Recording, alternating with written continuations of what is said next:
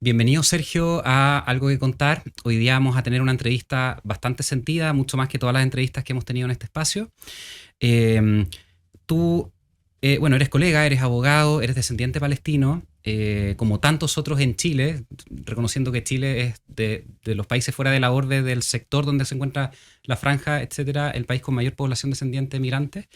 Sí. Y fuiste en su momento presidente de la Juventud Chileno-Árabe por Palestina. Así que bienvenido a este espacio y ojalá podamos con total libertad hablar sobre lo que está ocurriendo y sobre tu perspectiva acerca del problema. Hola Pancho, gracias por la invitación.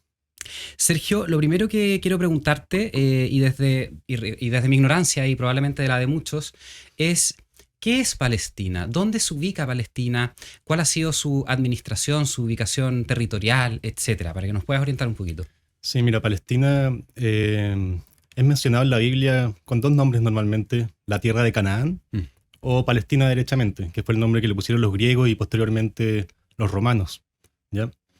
Geográficamente se ubica en la costa del mar Mediterráneo, frontera con Egipto, con Siria y con el Líbano. Y es un territorio, digamos, que ha sido ocupado de manera continua e ininterrumpida por los cananeos, ¿ya? Que serían, digamos, los antepasados de los palestinos actuales, ¿ya? El territorio ha sido ocupado por muchos imperios. Han pasado por ahí, bueno, los asirios, los persas, los macedonios, los romanos. Después fue ocupado por los musulmanes y ahí gran parte de la población se convirtió al Islam. Después viene toda la ocupación del Imperio Turco Otomano y finalmente el mandato británico de Palestina y luego la creación del Estado de Israel. Esto es importante entenderlo porque por Palestina han pasado muchos imperios y han habido muchos tipos de ocupaciones militares. Y la actual que ejerce el Estado de Israel sobre Palestina, nosotros la vemos como una más, ¿entiendes? No es como... Claro. Es uno de los tantos imperios que han pasado por Palestina. Claro. ¿Cuál es la religión mayoritaria? ¿O hay una única religión? ¿Cuál es la configuración en ese aspecto? Antes de la creación del Estado de Israel había un 20% de cristianos y un 80% de musulmanes. Y habían comunidades judías, pero muy pequeñas, de un 5%, por decirte algo, ¿ya? Eran minoritarios, pero ellos se consideraban palestinos de religión judía. ¿Ya? Con la creación del Estado de Israel, la mayoría de los cristianos migraron a Occidente, por cuestiones de que era más fácil para ellos asimilarse, digamos, en los países occidentales, a diferencia de los musulmanes que siempre han tenido más dificultades para migrar a Occidente. ¿Por cuestiones idiosincráticas? ¿Por qué motivo? Por cuestiones culturales, básicamente, sí. Los musulmanes principalmente migran a países más afines a ellos. Dígase otros países árabes, ¿cierto? Egipto. Claro. La mayoría están en Jordania. Muchos refugiados árabes palestinos están en Jordania. Yeah. Y hoy en día, digamos, por el tema de la ocupación militar, los cristianos están siendo un 5% de la población solamente. Wow. Qué cambio. Sí, lo curioso es que en Chile está la comunidad palestina más grande fuera del mundo árabe, pero todos cristianos.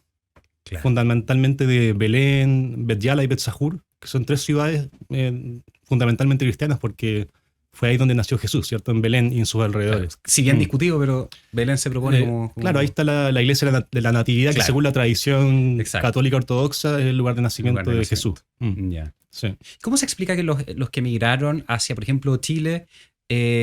probablemente cuando migraron eran musulmanes y hoy en día la descendencia es cristiana? No, siempre fueron cristianos ortodoxos. Lo que pasa es que... Sí, claro, como Palestina es el origen de la religión cristiana, ¿cierto? Sí. Jesús nació en Belén, hizo su ministerio en toda Palestina, vivió en Nazaret, murió en Jerusalén. Entonces las primeras comunidades cristianas son palestinas, ¿cierto? Claro. De hecho, la invasión musulmana creo que coincide con la fecha en que invadió Hispania, ¿no? Como el años 700 por ahí. Exacto, sí. Más o menos. Sí, el Islam se genera en la península arábiga. Claro. Y empiezan a migrar hacia el occidente, conquistan Palestina, el norte de África, llegan hasta España. Siglos después, digamos, del periodo de Jesús, digamos. Exacto, sí. Claro. Y los palestinos cristianos fueron los que, digamos, no se asimilaron a la religión islámica, ¿cierto? Pero al llegar a Chile eran ortodoxos, que es la iglesia, digamos, cristiana primitiva, sí. Y acá se hicieron católicos romanos porque no había iglesia ortodoxa. Entonces la mayoría de los palestinos en Chile hoy en día son católicos romanos. Correcto. Sí. Y del punto de vista, tratemos de enfocarnos ahora en el último, digamos, siglo y medio, o la reconfiguración desde la Primera Guerra Mundial, digamos. ¿Qué ha pasado al punto de vista de la ocupación territorial? ¿Cómo han sido desplazados los palestinos? Sí, mira, es importante este tema en particular porque mucha gente o se emiten comentarios del punto de vista de que esto es un conflicto, digamos, ancestral, ¿cierto? Claro. Eso es un cliché que se ha establecido, pero en realidad no tiene ningún asidero Es algo histórico. nuevo, es algo reciente, digamos. Es muy reciente. Claro. Sí. Yo pondría como fecha inicial de esto en 1897, que es cuando se celebra el primer congreso sionista en Basilea, en Suiza. ¿Ya? Y esto está presidido por Teodoro Herzl. Ah, sí, hay un libro. Se llama Der Judenstaat, que es el Estado judío, ¿cierto? Sí. Entonces, ahí comienza la ideología sionista propiamente tal, que promueve la creación de un hogar nacional judío en Palestina. Correcto. ¿Ya? Hasta ese entonces el judaísmo era simplemente, digamos, una religión. Habían comunidades esparcidas por distintos lugares del mundo. Claro, sin un ánimo de pretensión territorial concreta en un lugar específico, digamos. Exacto, claro. Los judíos se sentían nacionales de los países que donde ya vivían viviendo hace siglos, ¿cierto? Entonces el sionismo no fue muy popular al comienzo dentro de la población, dentro de las comunidades judías. Era algo como el bicho raro, ¿cierto? Sin embargo, la inmigración a Palestina se empieza a precipitar con el auge del antisemitismo en Europa. Sobre todo, bueno, tú sabes, los acontecimientos de la Segunda Guerra Mundial precipitaron una migración masiva de judíos europeos a Palestina. Correcto. Y todo esto fue auspiciado por Gran Bretaña, que era el país que en ese momento tenía el mandato sobre Palestina. Palestina era colonia de Gran Bretaña. Claro, eso explica quizá, porque es difícil armar una resistencia en contra de una potencia como lo fue Inglaterra en ese periodo, digamos. Que uno pueda decir, oye, pero ¿cómo fue posible que el pueblo palestino que habitaba Palestina no haya podido frenar, digamos, los mandatos ingleses? Claro, lo que pasa es que el pueblo palestino nunca ha tenido vocación, por decirlo de alguna manera, militar. Nunca han tenido un ejército, siempre ha sido un pueblo bastante pacífico, dedicado a la agricultura. Entonces, claro, como te decía al comienzo, era un imperio más. La vida de los palestinos no se veía mayormente alterada por el ocupante de turno, ¿cierto?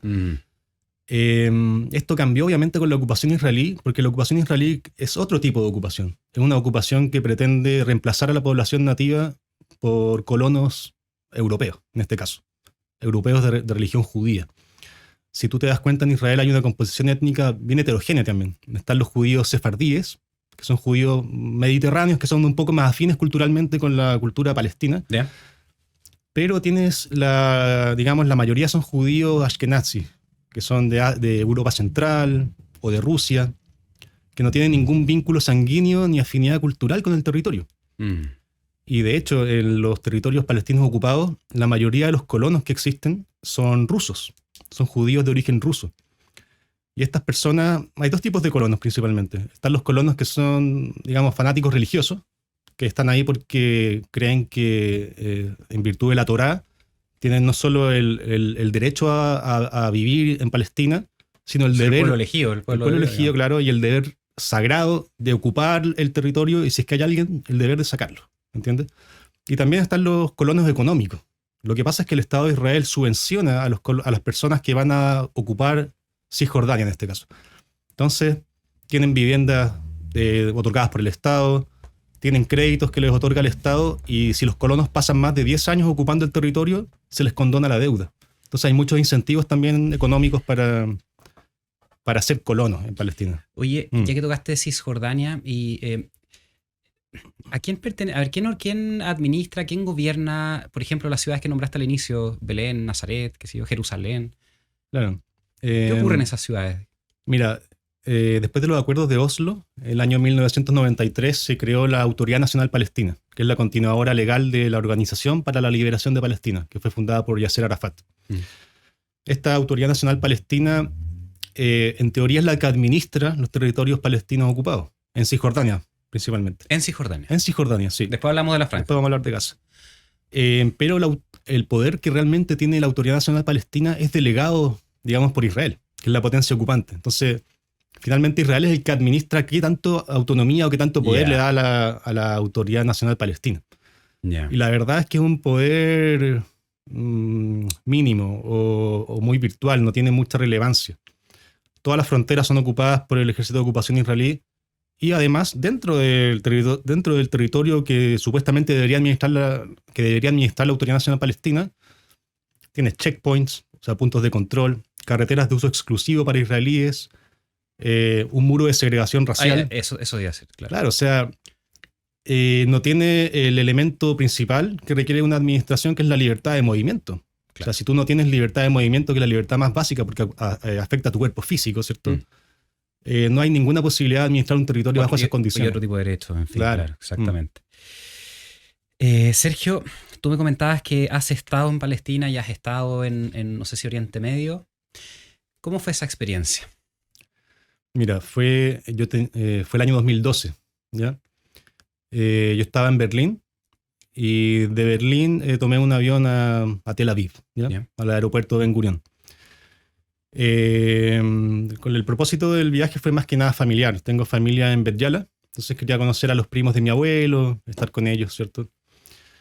Pero lo que vi en Palestina no se compara en nada con lo que he visto en otras partes. O sea, he tenido la suerte de viajar harto. Estuve en Irán, estuve en Nagorno-Karabaj, he estado en territorio kurdo. Pero lo que vi en Palestina es un nivel de brutalidad y salvajismo que jamás había visto. Y que nunca se me va a olvidar por lo mismo. Sí. ¿Estuviste en qué parte de Palestina? Fundamentalmente en Cisjordania, ¿sí? En Belén, en Jerusalén. No estuve en territorio israelí propiamente tal porque la verdad eran pocos días y quería privilegiar sí, Cisjordania. Lo que más me impactó fue que como yo venía de Berlín, había estado en el muro de Berlín, que es un muro, claro, de 4 metros de alto, ¿cierto? Lo vi y me impactó en su momento, pero cuando llegué a Belén y vi esta mole de 8 metros de alto, con torres de control, alambre púa. Y eso sale en las fotos con total naturalidad. Si uno busca en internet, exacto, sí. Aparecen y con total naturalidad. O sea. Sí. Y además que es un muro, es de 800 kilómetros de largo, pero serpentea. Entonces tiene un trazado bien arbitrario, porque el objetivo es apropiarse de los cursos de agua, ¿cierto? De las mejores tierras. Es un trazado colonial. Y lo otro impactante del muro es que no respeta nada de lo que está a su paso. Yo vi cementerios que estaban divididos en dos, en los que el trazado del muro estaba planificado de esa manera y arrasaban con lo que había en su camino. O casas que quedaron a 2 metros del muro del apartheid. Entonces eso me impactó mucho y al mismo tiempo me removió mucho también el hecho de que todas las casas palestinas tienen la bandera palestina ondeando. Entonces me dio una sensación de que a pesar de las dificultades, siempre está como viva esa llama del sentimiento de lo que significa ser palestino. Sí. Pero te digo, o sea, vi las peores vejaciones que he visto, o las peores cosas en tratamiento a población civil, una cuestión que hay que estar ahí para imaginárselo. Yeah. Sí. Si quieres, lo puedes contar, y si no, seguimos hablando de otro tema. Como tú quieras. Cuéntanos un poco, ¿qué cosas viste? Te voy a contar un caso personal de la casa del tío de un primo de mi abuelo, ¿ya? Que vive en un cerro en Bet Yala, que se llama Talita Kumi, que es un lugar muy histórico porque fue donde Jesús resucitó a una niña, ¿ya? Y ahí está la casa del primo de mi abuelo, y esa casa está ahí mucho antes de que existiera siquiera el Estado de Israel. Pero la familia que vive en esa casa vive con un riesgo constante de que pueda ser demolida, porque está en una zona que Israel declaró, digamos, una zona de seguridad. Yeah. Entonces, esto también responde a una política permanente del Estado de Israel de demolición de viviendas palestinas. Entonces, la gente en realidad vive con un estado de alerta constante, porque una demolición... Desde la niñez. Desde la niñez, porque una demolición no viene, digamos, con un previo aviso. Un día te levantas y tienes a los bulldozers fuera de tu casa y te dicen que tienes tantas horas para empacar e irte, y demuelen tu casa, y no te pagan ninguna compensación, ni mucho menos. O sea, es lo que se define como limpieza étnica. Y toda esta gente que ha sido desplazada, sobre todo en el área de Belén, Jerusalén, tienen que valérselas por sí mismos, ¿cierto? Entonces, ese tipo de cosas que hacen que la vida sea, digamos, viven el día a día, básicamente, ¿me entiendes? Claro. No pueden proyectarse mucho en el futuro, bajo esas condiciones. Es terrible. Sergio, ¿qué pasa en Gaza y qué pasa en la Franja de Gaza? ¿Qué ha pasado en los últimos 70, 80 años y qué está pasando hoy? ¿Es algo que debería sorprendernos? ¿Que no debería sorprendernos? ¿Cómo lo ves tú? Sí, mira, la Franja de Gaza con Cisjordania son territorios ocupados por Israel en 1967, en la llamada Guerra de los 6 días. En esa guerra, Israel conquistó el 100% de la Palestina histórica. ¿Ya? ¿Cuál es la Palestina histórica, perdón? Bueno, la Palestina histórica es la que podríamos denominarla el mandato británico. ¿Ya? Ya, ok, ya. Antes de la creación del Estado de Israel. Ya. A eso me refiero con Palestina histórica. Ya. Bueno, Gaza es una zona, bueno, las noticias lo están reporteando últimamente, una zona muy densamente poblada. Viven 2 millones de personas en un área que no supera los 300 kilómetros cuadrados. ¿Ya? Es el área más densamente poblada del mundo. El tema de Gaza es complejo porque el año 2005 Israel retiró a sus colonos de Gaza. ¿Ya? Sin embargo, los retiró, pero al mismo tiempo hizo un bloqueo total, tanto costero como por la zona terrestre y aérea. Entonces en Gaza no entran medicamentos, no entra comida. Ese bloqueo es al igual que el estilo Berlín, con muro, con malla, con... Sí, hay de todo. Hay muro, hay malla, hay minas, digamos. Hay patrullaje, hay todo lo que te puedas imaginar, medidas de seguridad del Estado de Israel. Mira, en Gaza el año 2006 se realizaron elecciones libres, en toda Palestina en realidad. Y en Gaza ganó Hamas, que es un partido político palestino, con un brazo armado. Con un brazo armado. Con un brazo armado porque obviamente, claro, uno de acá tal vez no lo puede entender muy bien, pero cuando uno vive bajo ocupación militar 75 años, todos los partidos políticos tienen un brazo armado. Claro. La mayoría. Y Hamas ganó con un 54% de los votos. Acto seguido, Israel no reconoció las elecciones y Estados Unidos tampoco. Entonces, claro, la democracia vale solo cuando gana la persona, el partido que tú quieres que gane, para Israel o para Estados Unidos en este caso. Y esa fue la razón por la que lo bloquearon Gaza, por cielo, digamos, mar y tierra. Y el bloqueo es de tal envergadura, que son ya 16 años de bloqueo, que el 80% de los gazatíes depende de la ayuda humanitaria para subsistir, para vivir el día a día. Lo único que ingresa a Gaza es gracias a los túneles que han podido construir los palestinos que ya dan a Egipto, ¿cierto? Desde Egipto, del paso de Rafah, pasan muchos alimentos, medicamentos, etc. Y además Gaza cada 2 años es bombardeado de manera indiscriminada por el ejército de ocupación israelí. Con decirte que el año 2008 en la operación Plomo Fundido fueron asesinados 1.400 palestinos, de los cuales 300 eran niños.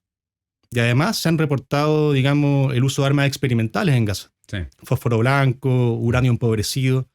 Y las armas experimentales, tú sabes, están prohibidas por los convenios de Ginebra porque el único objetivo, el único fin de esas armas es causar un sufrimiento innecesario en la población civil. Claro. Exacto. De hecho, existe el derecho de guerras. Es decir, hay normas que mínimamente deben ser respetadas por los estados cuando hay guerra.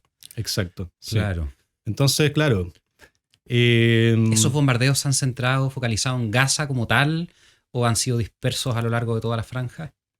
Bueno, Gaza es una ciudad, efectivamente, pero han sido dispersos en toda la franja de Gaza.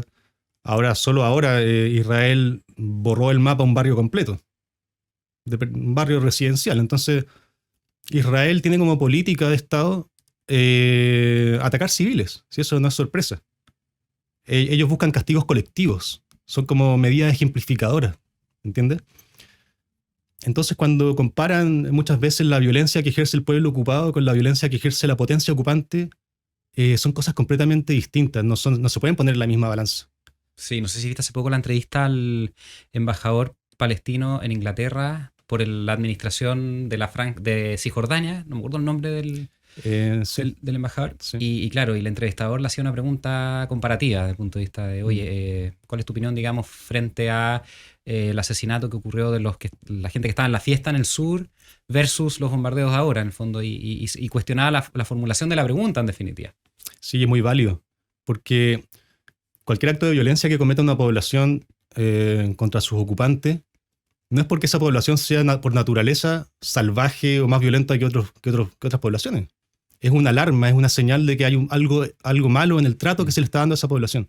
Y Palestina es el único país que lleva 75 años bajo ocupación militar. Ucrania lleva 1 año bajo ocupación militar. Y toda la comunidad internacional se ha volcado en su apoyo y jamás le han pedido a los ucranianos que condenen los actos de resistencia que realizan sus guerrilleros. Entonces, ¿por qué miden con distinta vara lo que hacen los palestinos con lo que hace Ucrania, con lo que hizo Claro. Irlanda? Partiendo, totalmente de acuerdo, o sea, pero obviamente partiendo de la base que, como dices tú, la libertad es el derecho más básico que uno puede tener para poder ejercer el resto de derechos, ¿no es cierto? Vivir, comer, tener ocio, expectativa de proyección en el futuro, etcétera. Exacto. Y obviamente que uno parte de la base que asesinar a otro, digamos, está mal. Palestina se reconoce se identifica con Hamas por regla general, los palestinos hoy. No, mira, Hamas siempre ha sido un grupo muy minoritario. Es minoritario. Muy minoritario. El tema es que las negociaciones de paz que está, digamos, que se han realizado muchas veces acercamientos entre la Autoridad Nacional Palestina e Israel, todas han fracasado, ¿entiendes? Entonces la frustración de la población palestina es mayor. Si no fuese por eso, jamás hubiese ganado las elecciones en Gaza, ¿entiendes? Responde a frustración, claro. Claro, es una medida de desesperación, básicamente. ¿Esas negociaciones se dan de manera bilateral o en terreno de alguna de las partes en conflicto o se dan en terrenos neutrales, por ejemplo, se dan en Europa? No, pensando que no sea Estados Unidos, pero tal vez algún territorio europeo. La más importante las ha patrocinado Estados Unidos. Yeah. Y lamentablemente es un mediador muy deshonesto porque Estados Unidos... Es parcial. Claro, es parcial. Otorga todos los años $3 billones al Estado de Israel. Que es más de toda la ayuda que reciben los países africanos y los países latinoamericanos juntos. Entonces, claro, nadie puede pretender que Estados Unidos vaya a ser un mediador honesto. No, pues un principio básico de todo mediador es la imparcialidad. Por supuesto. Y hay otro tema muy importante. Cada vez que Palestina está negociando sobre su territorio, es como si estuviéramos negociando sobre esta cerveza y yo me la estoy tomando mientras negociamos quién se va a quedar con la cerveza. Entonces Israel tiene una política de hechos consumados sobre el terreno. Yo cuando estuve en Palestina, la verdad, me impactó mucho que la viabilidad de un Estado palestino hoy en día es muy difícil. Hay más de 500.000 colonos judíos en Cisjordania. Son verdaderas ciudades y están en proceso de expansión. Entonces, digamos, retirar todas esas colonias, no sé cómo lo van a hacer. ¿Cómo hacerlo? No sé cómo hacerlo. Sí. ¿Cuál es el rol o qué han hecho o qué crees tú que van a hacer los vecinos? Líbano, Siria, Irán, Egipto. Mira, la verdad, los palestinos hace mucho tiempo que no contamos con los países árabes vecinos. A pesar de que en Jordania, por ejemplo, viven muchos millones de refugiados palestinos. Tampoco tienen la capacidad de enfrentarse a Israel. Claro. Israel es una potencia militar y nuclear de las mayores del mundo. Solo Estados Unidos ya envió un portaaviones al mar Mediterráneo, que es de los portaaviones más grandes que tienen. Más grande. Sí. Entonces yo creo que no hay ninguna capacidad de enfrentarse al Estado de Israel. Además que Israel también está haciendo lazos con otros países árabes dentro Sergio, ¿la comunidad palestina hoy en Chile se ha reunido? ¿Ustedes tienen reuniones para hablar sobre esto? ¿Han viajado a la zona? Sí, mira, la comunidad palestina en Chile está súper bien organizada. Sí. Antes de ayer tuvimos una manifestación en la Plaza de la República, donde asistió mucha gente, la mayoría chilenos que no tienen nada que ver, digamos, no tienen sangre palestina, pero claro, hubo mucho apoyo. Porque en Chile, afortunadamente, hay una concientización muy grande de lo que significa el conflicto palestino-israelí, ¿cierto? ¿Sabes qué? Y perdón que te interrumpa, sí. pero la inmigración palestina que tuvimos, han pasado muchos años, ¿cierto? Ya hay más de 2 generaciones. Y sí, también hay un proceso, creo yo, de estigma, en el sentido de decir a los palestinos, por ejemplo, turcos, siendo que precisamente los turcos fueron una de las potencias que ocuparon el territorio. Pero hoy en día, ¿tú crees que ya se revirtió ese estigma? Sí. Yeah. Yo creo que en gran medida sí, sobre todo porque la gente se ha culturizado mucho más. Sí. Además que, claro, el hecho de llamar turco a un palestino es como llamar nazi a un judío, porque los turcos fueron realmente brutales también, sobre todo con la población cristiana de Palestina. Por eso migraron mis abuelos a Palestina, o sea, a Chile. Y la mayoría, sí, fue por la ocupación turca. Sergio, quiero volver un poco a Hamas, ¿vale? Ellos ¿Ellos desde dónde se organizan? ¿Ellos se ubican en Gaza? ¿Ellos se ubican en Irán? ¿Fuera de Palestina? Eh, ¿Cómo funciona Hamas? Mira, Hamas se funda el año 1987, de la mano de la primera intifada. ¿Ya? La intifada es un levantamiento popular palestino en contra del ocupante. eh, que bueno, ocurrió en Cisjordania y en Gaza simultáneamente. Y Hamas en ese momento nace, y nace curiosamente con un apoyo de Israel, porque lo veían como un contrapeso hacia Yasser Arafat, que era el líder indiscutido de la OLP, de la Organización para la Liberación de Palestina. Y claro, Hamas, si bien tiene un enfoque, digamos, islámico, ¿cierto? Es fundamentalmente un grupo nacionalista, ¿ya? La parte religiosa creo que la colocaría en segundo plano incluso. Yeah. Sí. Y jamás en un comienzo no reconocía la existencia del Estado de Israel, ¿ya? Pero en el año 2017 sí metieron una declaración en la que proponían la creación de un Estado palestino en las fronteras de 1967. Lo que sí quiere decir que, digamos, de facto reconocen al Estado de Israel sobre las fronteras de 1967. Porque claro, Israel se configuró posguerra, un par de años después de la Segunda Guerra, ¿no? Claro, el año 1948. Claro, 3 años después. Y el año 1967 terminaron de conquistar la totalidad del territorio palestino. Yeah. ¿Ya? Claro, Fueron dos guerras de expansión. ¿Cómo opera? ¿Cómo opera? Sí. Claro, o sea, la mayoría de los militantes de Hamas están ubicados en la Franja de Gaza, pero su fundador, que es Ismail Haniyeh, está en el exilio. No se sabe dónde, porque lo que pasa es que Israel también tiene una política de asesinatos selectivos de líderes palestinos. Entonces, o bombardean su vivienda y lo matan junto a toda su familia, o ponen una bomba en el auto, ¿cierto? Son las típicas tácticas del Mossad. Entonces, claro, es como peligroso estar en territorio palestino. Entonces, la verdad, no se sabe en qué lugar estarán los líderes de Hamas. Cuando estuviste en Palestina, ¿escuchaste bombardeos? ¿Te tocó esa terrible experiencia, digamos? No, en Cisjordania no vi bombardeos. Ya. No. Ya, entonces ese es el mecanismo de Hamas. Sergio, vamos a actualidad. ¿Cómo lees tú lo que está ocurriendo hoy, ahora? Mira, no se pueden ver los efectos, ¿cierto? O lo que está ocurriendo ahora sin ver las causas, ¿ya? O sea, las causas, como ya te he comentado, son 75 años de impunidad en que la comunidad internacional le ha dado básicamente carta blanca a Israel para hacer lo que quiera con los palestinos. No estoy exagerando, es lo que quiera. La Autoridad Nacional Palestina, todos estos meses antes de octubre, fue mes a mes al Consejo de Seguridad de las Naciones Unidas advirtiendo que si seguía, digamos, Israel actuando con total impunidad, iba a haber una reacción inevitable, ya sea de la población civil o ya sea de Hamas o de la yihad, ¿ya? Y lamentablemente la comunidad internacional ha sido cómplice y ha estado en una completa inacción. Entonces Israel es una excepción al derecho internacional, porque es el país del mundo que más ha violado el derecho internacional y que menos sanciones ha recibido en consecuencia. ¿Por qué no lo miden con la misma vara, por ejemplo, que a Sudáfrica? Cuando Sudáfrica estaba ejerciendo el régimen de apartheid contra la población local, todos los países hicieron un boicot contra Sudáfrica hasta que Sudáfrica tuvo que cambiar su régimen. Pero Israel es Israel. Lamentablemente Israel es como, digamos, como te digo, la excepción a la regla. Tienen derecho a hacer lo que quieran y ellos también juegan mucho con el victimismo.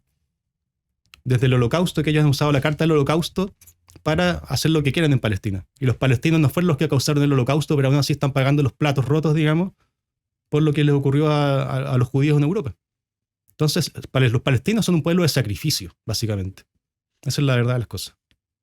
Oye, y como, bueno, en las noticias hemos visto que han habido nuevos frentes de bombardeos en el norte, sobre todo han habido desplazamientos hacia el norte y hacia el sur por parte de los israelitas. ¿Tú crees que se va a expandir esto hacia el norte? ¿Crees que se afecte, por ejemplo, las ciudades históricas sagradas de Cisjordania?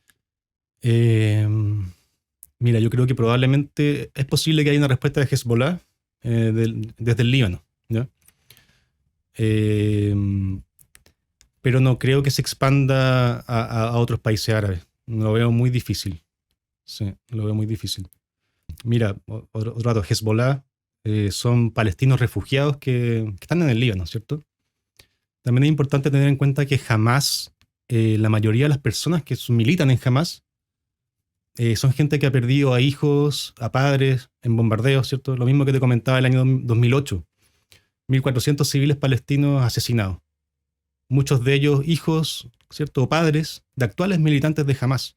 ¿Qué pasa con un joven que nace en la Franja de Gaza sin ningún tipo de proyección hacia el futuro y que además tiene que lidiar con traumas de haber visto morir a sus padres en bombardeos, amigos, Esconderse, digamos. esconderse? Entonces, no es que esté justificando, ¿cierto? El ataque contra civiles. Pero como te dije al comienzo, O sea, no se puede entender, digamos, claro, el claro. efecto sin ver las causas, Claro. ¿cierto? Sí, yo entiendo eso. O sea, eso no es justificable, pero siempre hay efectos causados. Hay que ver el panorama completo. Claro. Si no, no va a comprender la complejidad del conflicto. Sí, bueno, por ejemplo, a mí, al menos en mi caso, viendo las noticias ahora, es muy perturbante ver niños digamos, el sufrimiento de los niños sobre todo. Y mostraron unas imágenes de cayeron unos misiles, esto ayer o anteayer, y se veía un papá escondiendo al niño detrás como en la espalda, en la calle. Eso es muy chocante y preocupante el hecho de que del bloqueo de electricidad, de combustible, de alimentos, de medicamentos, porque ¿qué salida tienen, digamos? Esos túneles de los que hablaba, me imagino que ya fueron bombardeados. Claro, o sea, Israel está proponiendo que 2 millones de personas se vayan a Egipto. Esa es la solución que están dando porque dicen que si no van a arrasar con todo. Entonces, claro, efectivamente acá hay un castigo colectivo contra la población civil. Y eso en términos de derecho internacional se llama genocidio. Porque si tú le dices a la población civil o que se vayan o que asuman las consecuencias, claro, eso es genocidio aquí en la que era el ají. Por omisión, digamos, claro. Por acción directa, porque van a bombardear barrios residenciales como ya lo están haciendo. Y de hecho, ayer la embajadora de Palestina en Chile, Vera Baboon, denunció que estaban también en este ataque utilizando fósforo blanco contra la población civil.